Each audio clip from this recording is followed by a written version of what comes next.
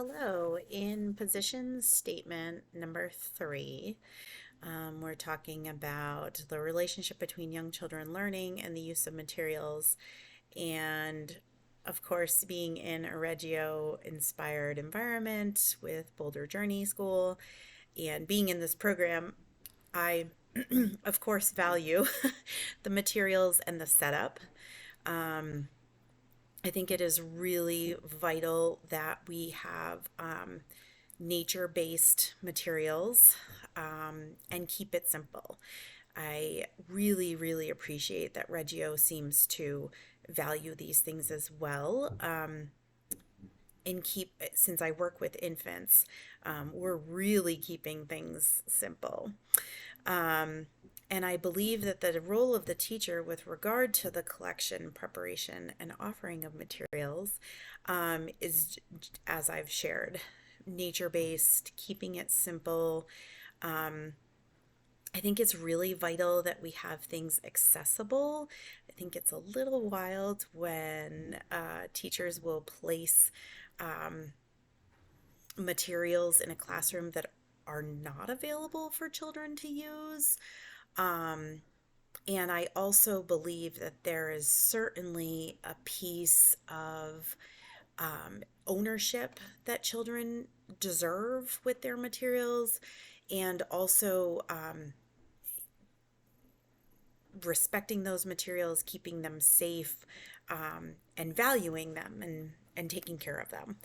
Um, there is a in chapter 16 of 100 Languages book, there is a statement that says, if you think back to past errors, not just works of art, but objects of everyday life, vases, jewels, clothes, the simplest, most everyday things through all eras and all cultures, you will find this search for loveliness and attention for the shape of things, the form of things.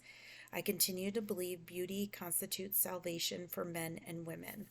And that is from Vici. And I really believe in in that statement of how, again, keeping things simple, but then also finding sort of the ordinary, and how the ordinary can create kind of masterpieces and real beauty for us. I think sometimes we think the things that are shiny and bright are important, but I would tend to lean on the opposite side of that.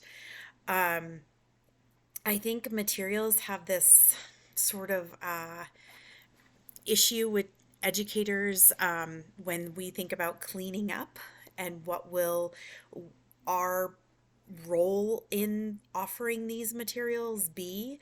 I think that can certainly hinder what is offered to students or children.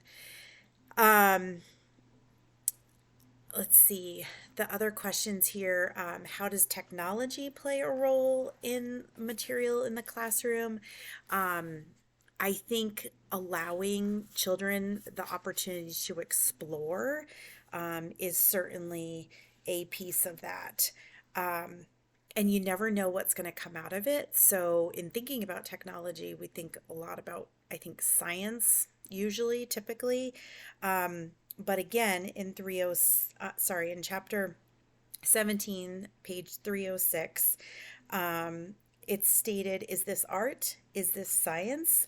The children with great wisdom do not separate the exploration of reality into separate compartments. And I think that's really important to remember, that it can all work together. Technology can be utilized with the simplest of materials. In my classroom this week, we were utilizing a projector with some very simple cellophane and some other materials that were creating beautiful shadows, and then allowing the children to explore those materials really offered them the opportunity to see what happened when they manipulated the materials. And I think leaving it up to the children is really quite valuable, and I'm thankful to be learning about that from Reggio. Thank you.